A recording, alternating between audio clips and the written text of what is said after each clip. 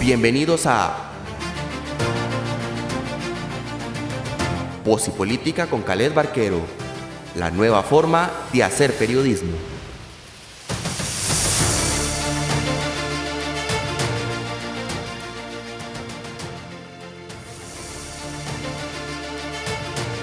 Hola, hola, saludos a todos los que nos ven y nos escuchan por las diferentes plataformas. Bienvenidos a Voz y Política, un programa de opinión y de análisis de la política costarricense.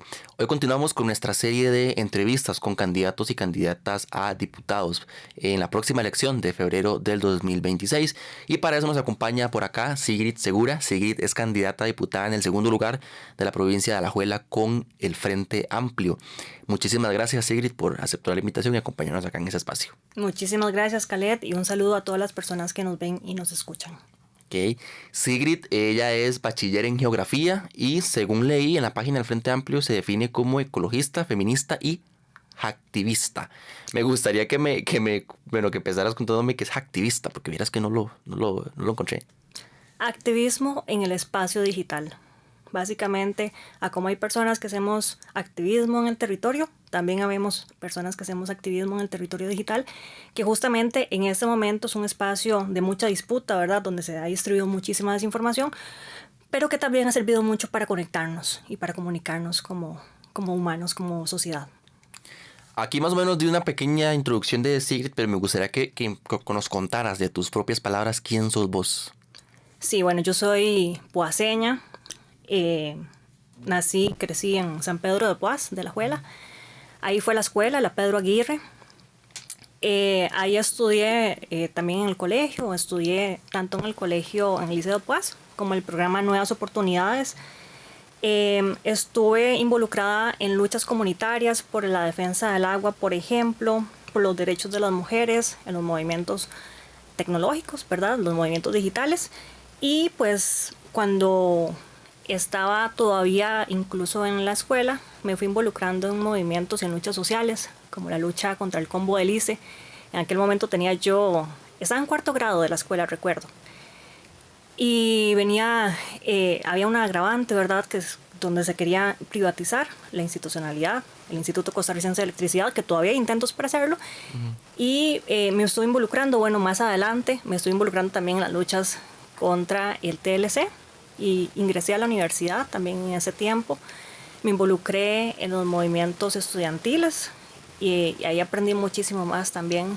Y bueno, casi que se me hizo muy natural en ese momento para mí luchar por mis derechos, por los derechos de nuestra casa común y de la gente que nos rodea.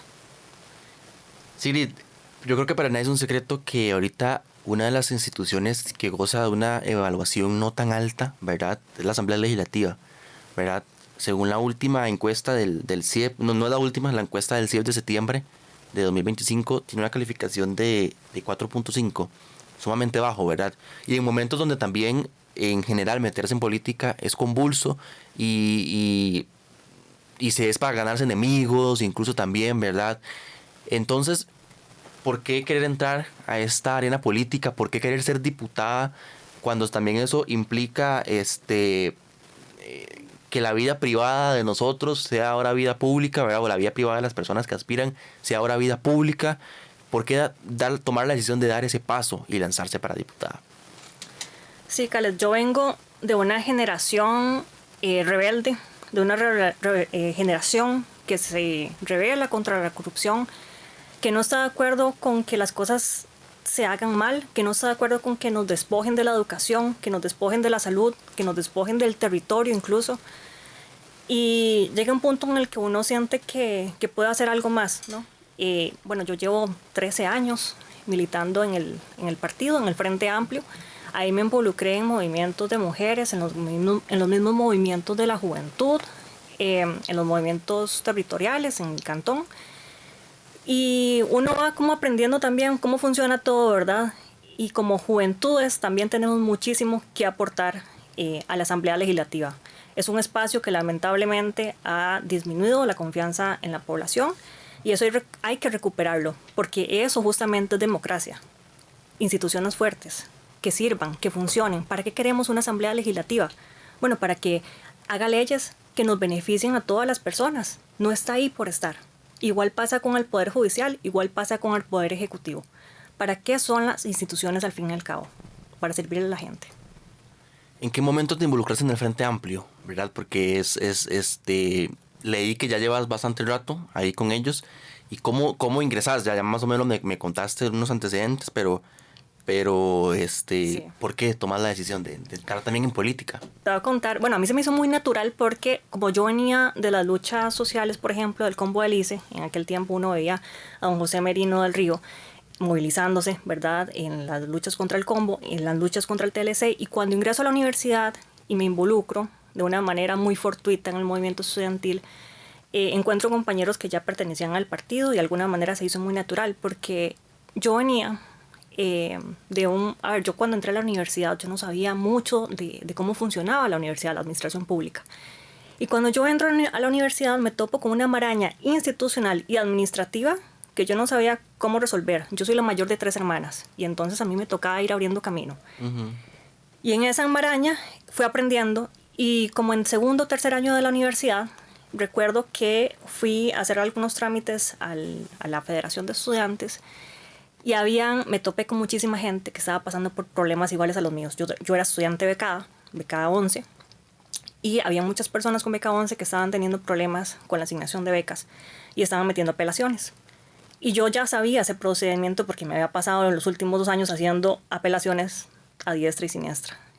Entonces me empecé a involucrar con los estudiantes. Naturalmente ejercí roles de defensa estudiantil. No fui nombrada defensora estudiantil porque para eso había que ser abogado, pero estudiante de Derecho. Pero naturalmente fui asumiendo roles de defensa estudiantil, me fui involucrando y ahí conocí compañeras y compañeros que militaban en el partido y resultaba que creíamos en lo mismo. Luchábamos al fin y al cabo por lo mismo. Entonces, bueno, así terminé en el Frente Amplio. Wow. ¿Y eso hace cuántos años más o menos? Eso tuvo que haber sido como 2010, 2011. Sí, hace bastante. Sí. Estamos hablando de más de 15 años. Por ahí. Sí, y que es algo muy común por lo menos en las candidaturas que veo actualmente del Frente Amplio, son personas que llevan muchísimo tiempo. Por ejemplo, conversamos hasta hace poco también acá en Voz y Política con Francisco Rodríguez, primer lugar de Limón. Y igual me comentaba, son muchísimo tiempo, ¿verdad? Entonces, eso también es bueno. Vamos a ver, yo creo que de los últimos años, las fracciones legislativas que han tenido menos renuncias ha sido el Frente Amplio, ¿verdad? Y yo creo que eso también es parte a que son personas que se forman en el partido y que, no digo que se les da la oportunidad después de mucho tiempo, pero son personas que llegan a puestos de elección popular ya luego de muchísimo tiempo de haber pasado por procesos formativos del partido, de haber ocupado puestos cantonales, de haber formado parte de las juventudes y demás. Entonces yo creo que eso demuestra también un partido que tiene interés en formar a sus bases para que luego esas personas pues lleguen a puestos de elección. Justamente eso es una de las fortalezas que tenemos. Tenemos una juventud muy amplia a nivel nacional y eso nos ha permitido durante muchos años poder crear relevos y poder tener formación. A nosotros nos dan formación política desde siempre. Nosotros tenemos muchas actividades a lo interno, foros, discusiones, espacios críticos, porque en el Frente Amplio no todos pensamos igual. Tenemos nuestras diferencias también a lo interno, pero para eso son también los espacios, para poder discutirlos, para que tengamos diálogo y para ponernos de acuerdo en las diferencias también.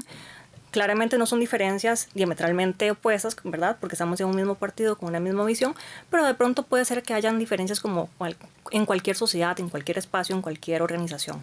Entonces yo creo que justamente esa es una de las fortalezas que tenemos, el proceso formativo que llevamos a lo interno del partido, y el otro tiene que ver con el diálogo, que podemos entendernos entre diferentes, que podemos resolver las cosas conversando, hablando, entendiéndonos, con criticidad y llegando a acuerdos.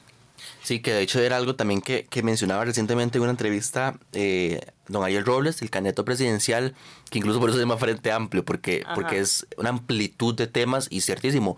Y yo creo que está bien, al fin y al cabo, lo malo de un partido político es cuando no hay capacidad de autoanálisis, ¿verdad? De que todo lo que haces lo haces bien, y no es cierto, los partidos también se equivocan y las personas que militan en ellos también.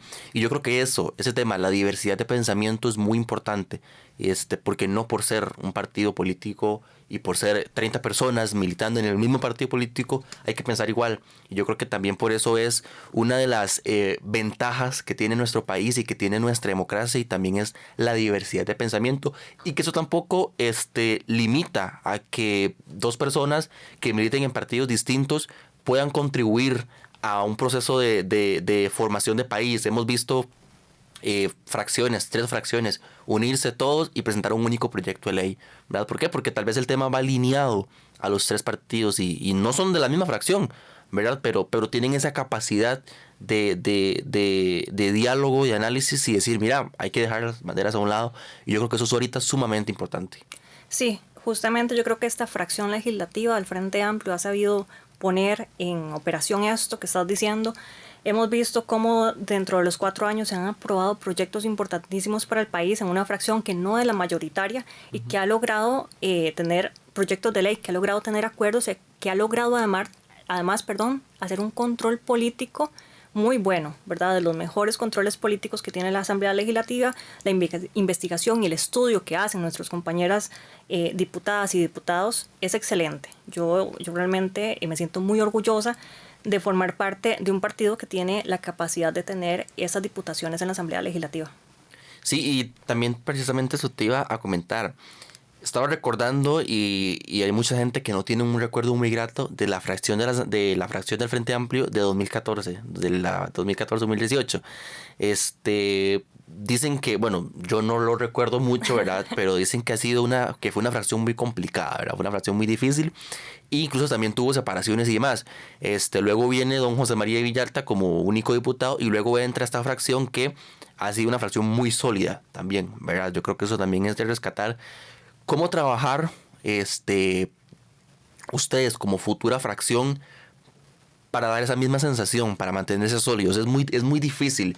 Y bueno, lo voy a decir porque también lo hemos comentado aquí en ese espacio. Un ejemplo claro de esa no unión ha sido la Unidad Social Cristiana. Y no es algo de ahorita, no es algo de la fracción actual, es algo ya de muchísimo tiempo, ¿verdad? Que irónicamente se llama unidad, pero no se unen, ¿verdad? Pasan más divididos. Entonces, ¿cómo lograr ustedes como futura fracción del Frente Amplio, que incluso hay analistas, hay encuestas que dicen que pueden o mantener la misma cantidad que tienen ahorita o incluso aumentar su fracción? Algunos dan datos de 7, 8, 9 o hasta 10 diputados que logre el Frente Amplio en el próximo año. ¿Cómo lograr mantenerse igual? ¿Cómo trabajar para que den esa misma sensación de esta fracción actual?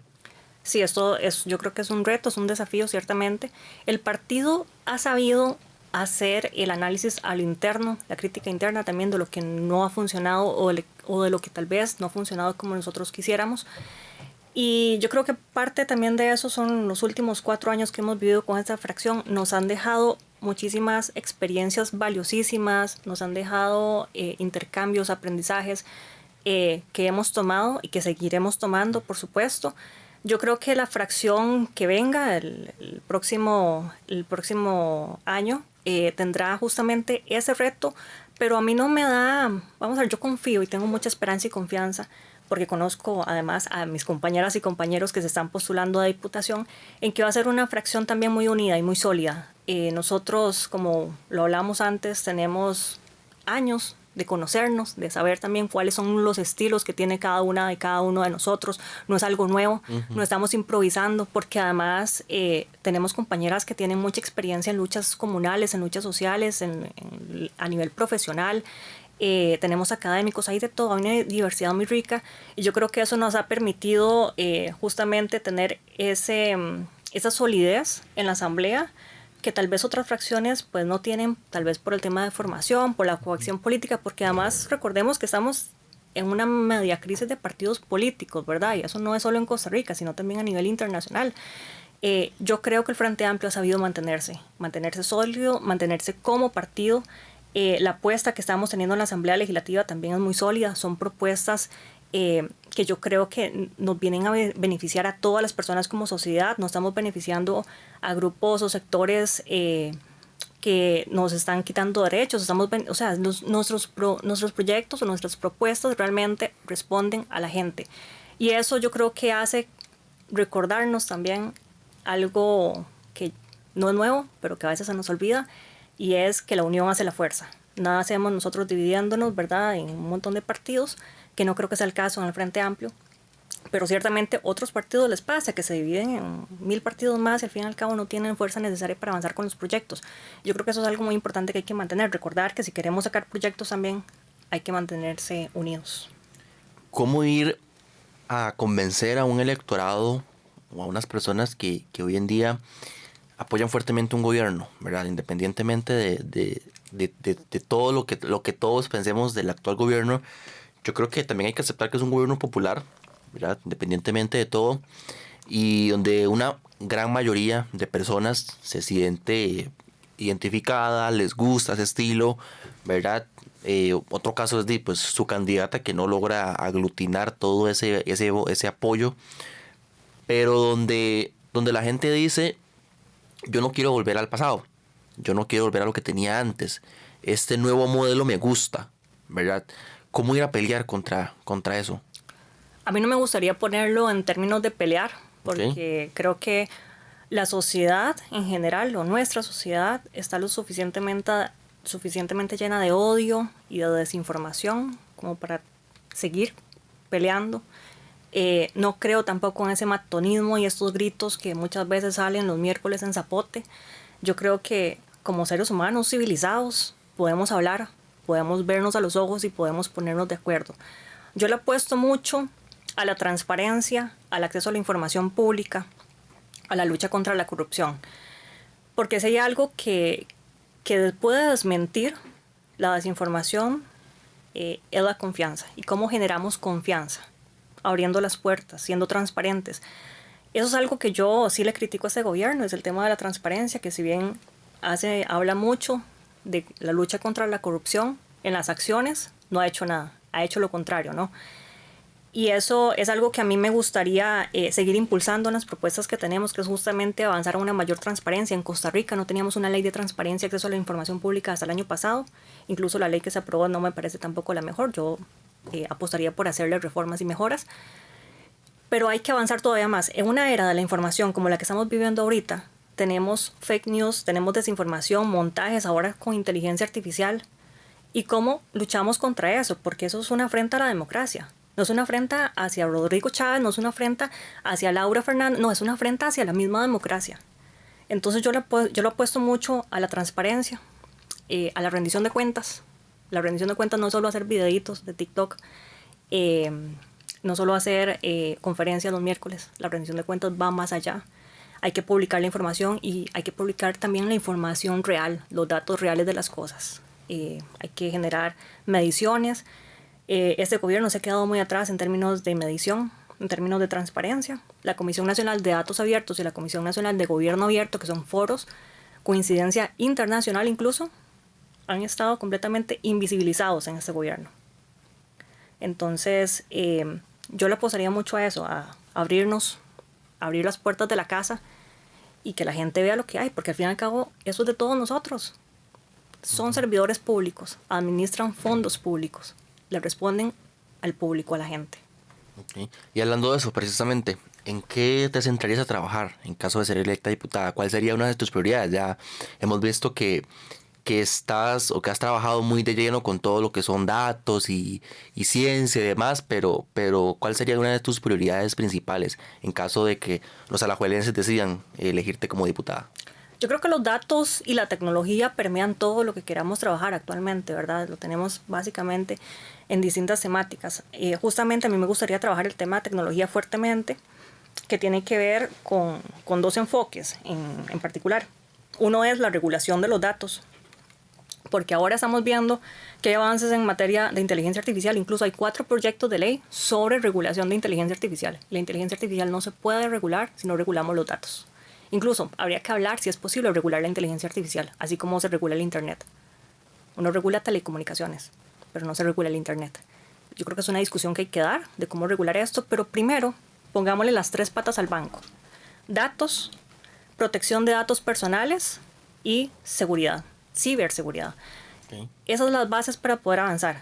Y todas estas están desfasadas en Costa Rica. Bueno, incluso en datos abiertos, que tienen que ver con transparencia algorítmica, no tenemos nada. Eso es lo mínimo a lo que hay que aspirar. Tenemos ciertamente que avanzar en términos de inteligencia artificial para que los próximos 10 años no nos agarren sin nada.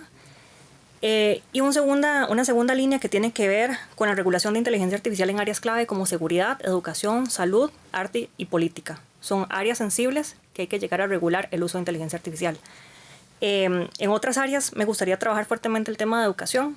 Tenemos en este momento una brecha importante, no solo en términos territorial, sino también en permanencia, en acceso, permanencia y conclusión de estudios. Nosotros vemos que están entrando estudiantes, entran muchísimos estudiantes al sistema de educación pública, pero no están saliendo todos graduados, se están quedando en el camino. Bueno, ¿qué está pasando y por qué se están quedando en el camino? Hay que garantizar que esas personas que están ingresando se logren graduar. Y no solo que se logren graduar, sino que se logren graduar con calidad. Porque por otro lado tenemos personas que están llegando a las universidades sin las competencias necesarias o con competencias muy bajas respecto a las últimas generaciones. Hay que garantizar las condiciones docentes.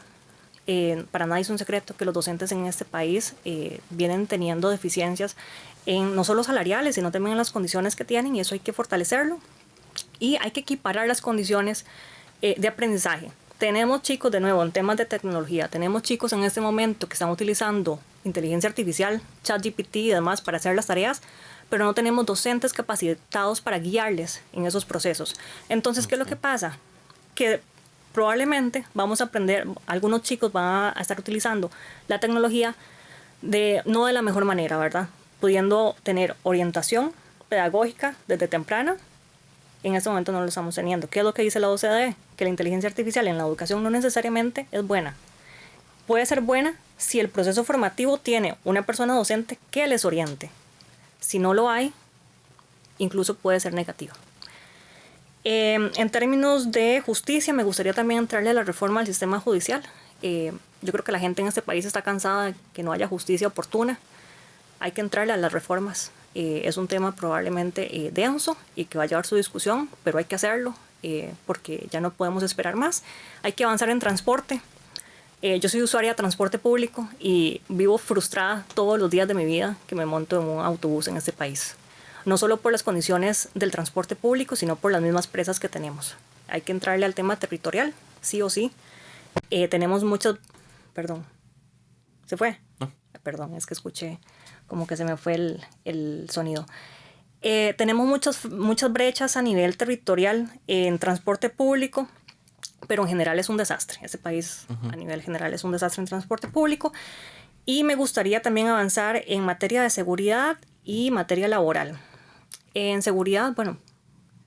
Importante, ahí incluso te hago una pausa porque era el siguiente tema. Tal vez nada más entonces para terminar el laboral, Okay, porque dale. sí me gustaría tal vez hablar de esto, porque es una problemática importante que estamos teniendo las juventudes, y es que ya las personas que están saliendo de la universidad graduadas, ya no es como antes, que a uno le decían, estudie para que tenga un trabajo digno, un salario digno, estudie para que se compre una casa. Ya eso no es posible, es cada vez menos posible para las juventudes. Y a mí se me hace completamente inaceptable que eso sea así. Hay que garantizar trabajo, pero no solo trabajo per se, trabajo digno, condiciones salariales dignas y acceso a vivienda. O sea, ¿dónde vamos a parar en esta lógica del despojo? Nos quitan el transporte público, nos despojan de los espacios, porque ni siquiera hay espacios de recreación, nos están despojando de la educación, nos despojan de la salud, porque para agarrar una cita hay que esperar como dos años y le da bien. Y nos despojan además del trabajo. Entonces sí hay que hacer reformas a nivel laboral y hay que avanzar en nuestros derechos. Hablando del tema de seguridad, es el principal problema, según dice casi la mitad del país, un 45%, según esta encuesta del CIEP de septiembre de 2025, que la inseguridad y la delincuencia es el principal problema que tienen los costarricenses. ¿Cómo trabajarlo? Desde el punto de vista legislativo, ¿verdad? Que es más de leyes, de la parte normativa, ¿cómo lo trabajarían como fracción y vos principalmente también como diputada? Aquí pasa un fenómeno muy interesante, y es que se han estado probando muchas leyes desde la lógica represiva, porque naturalmente estamos en una crisis. Uh-huh. Pero ¿qué pasa? Que eso hasta donde yo he visto, todavía no está funcionando, no nos está dando resultados y ocupamos también tener resultados urgentes. Hay que avanzar en varias reformas. Hay que avanzar obviamente desde el enfoque preventivo. Eso probablemente nos va a dar resultados en algunos años, pero no podemos dejarlo de lado porque hay que hacerlo. ¿Por qué los chicos están llegando? Porque cada vez son menores, ¿verdad? Estamos hablando incluso de menores de edad. ¿Por qué no están estudiando? ¿Por qué no están trabajando? ¿Y por qué están cometiendo delitos incluso en crimen organizado? ¿Qué es lo que está haciendo falta para que ellos estén estudiando? Entonces yo creo que hay que garantizar obviamente esas condiciones, todas estas áreas que hemos estado hablando, lo que tiene que ver, por ejemplo, con educación, con justicia, con lo laboral, de alguna manera, directa o indirectamente, están impactando en seguridad. Uh-huh. Y hay que avanzar en el tema penitenciario. No podemos hablar de que este país se vaya a convertir en una cárcel completa, como pasa en otros lugares. Este país tiene que ser un país de paz. Eso es a lo que le apostamos hace muchísimos años. Aquí hubo sangre en este país para lograr tener democracia, para lograr tener paz. Es algo que no es negociable y hay que avanzar también en términos de seguridad en el espacio digital. Las estafas digitales son pan de cada día. Cada 30 minutos estafan a una persona en este país digitalmente. Entonces yo creo que el enfoque de seguridad debe ir integral, no solo desde el espacio físico, ¿verdad? Desde lo presencial, sino también desde lo digital, porque está conectado de alguna manera. Muchas veces caemos incluso en temas de tráfico de personas porque hay un intermediario digital que llevó a esa persona a un lugar donde no debería estar. Entonces hay que entrarle, yo creo que desde varios enfoques, ciertamente. Hay que poner el foco en cómo crear oportunidades para que estas personas que están cometiendo delitos no se vean afectadas, pero también hay que atacar directamente al narcotráfico, a los grandes narcotraficantes.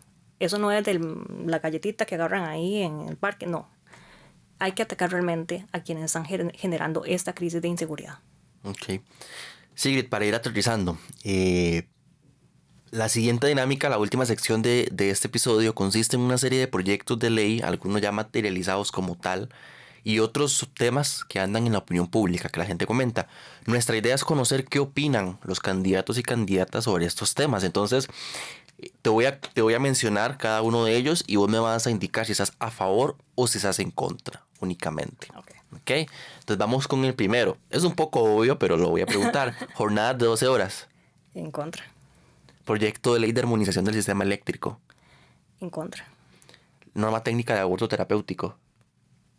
A favor. Ok.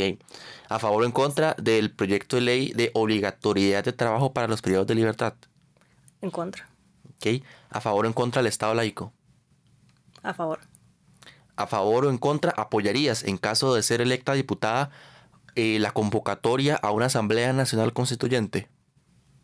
En contra. No la apoyarías, ok. A favor o en contra del tren eléctrico. A favor. Ciudad Gobierno. A favor. Megacárcel. En contra. Ok. A favor o en contra de la doble postulación.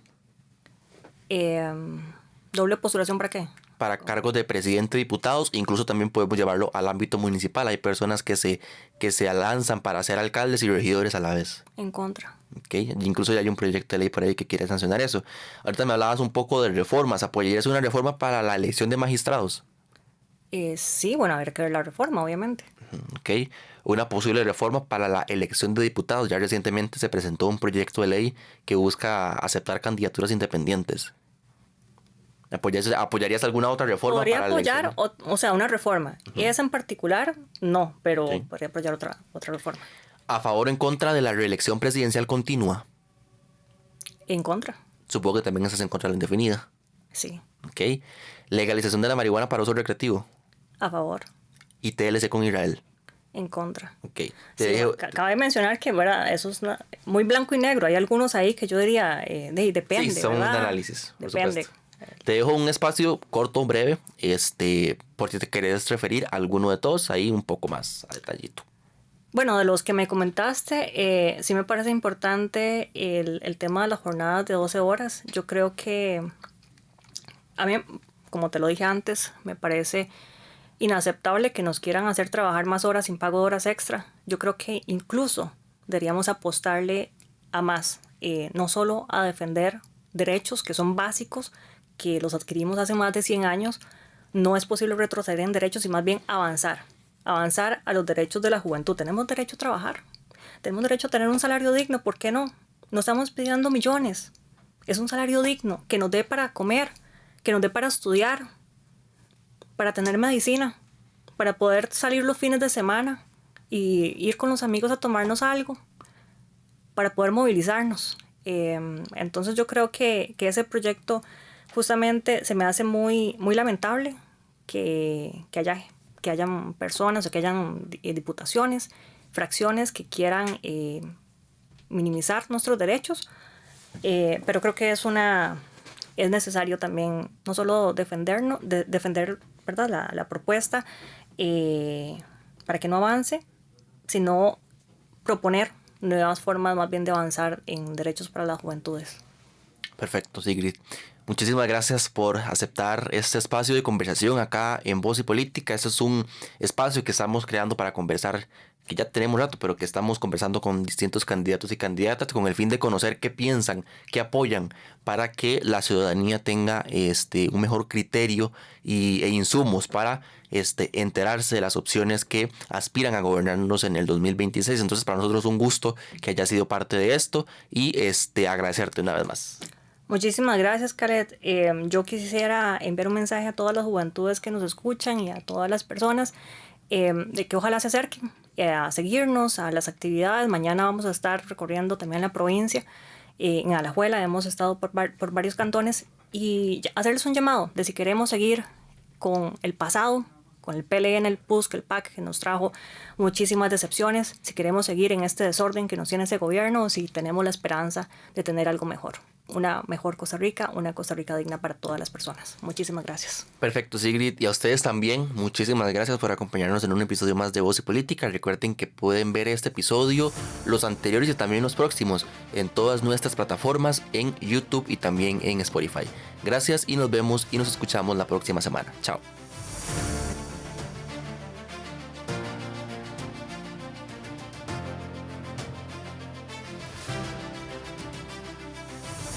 Gracias por escuchar Voz y Política con Khaled Barquero, la nueva forma de hacer periodismo.